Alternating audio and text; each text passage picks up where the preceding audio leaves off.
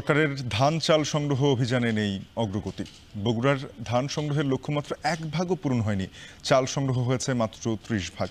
ধান চাল সংগ্রহের খবর জানাতে কাহালু উপজেলার খাদ্য গুদামে রয়েছেন সহকর্মী মাজিদুর রহমান। যুক্ত হব তার সাথে। মাজেদ, জানাবেন যে ধান চাল সংগ্রহ অভিযানের লক্ষ্যমাত্রা পূরণ হচ্ছে না কেন? সরকারি উদ্যোগের কোনো ঘাটতি দেখছেন কিনা?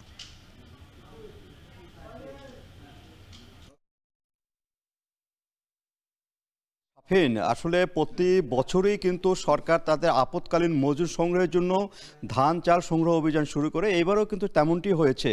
গত নভেম্বরের প্রথম সপ্তাহে কিন্তু বগুড়াতে যে ধান চাল সংগ্রহ সেটি কিন্তু শুরু হয়েছে।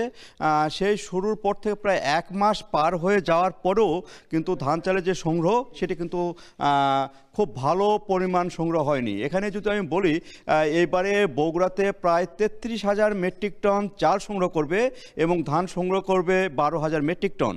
সেখানে মাত্র 94 মেট্রিক টন ধান সংগ্রহ হয়েছে, অর্থাৎ 0.05 ভাগ ধান সংগ্রহ হয়েছে এবং চাল সংগ্রহ হয়েছে 28 ভাগ। তো এই অবস্থায় আরও যে সময়গুলো রয়েছে সেই সময়গুলোতে ধান চাল সংগ্রহ অভিযান ঠিকঠাক হবে কিনা এই নিয়ে কিন্তু সন্দেহ প্রকাশ করেছে এখানকার যে খাদ্য বিভাগ তারা। কারণ এখানে ধানের দাম হাট বাজারে যেটি বিক্রি হচ্ছে সেটি কিন্তু প্রায় 1400-1500 টাকা মন ধরে ধান বিক্রি হচ্ছে, যেখানে সরকার নির্ধারণ করে দিয়েছে 1320 টাকা মন ধরে।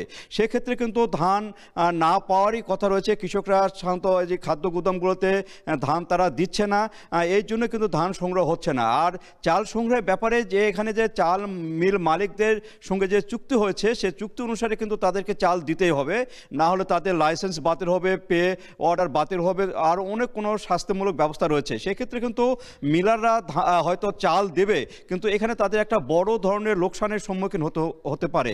আজকে আমি কয়েকজন মিলারের সঙ্গে কথা বলেছি, তারা বলছেন এখানে প্রতি কেজি চালে তাদের 3 টাকা করে লোকসান দিয়ে কিন্তু সরকারের ঘরে চাল দিতে হবে।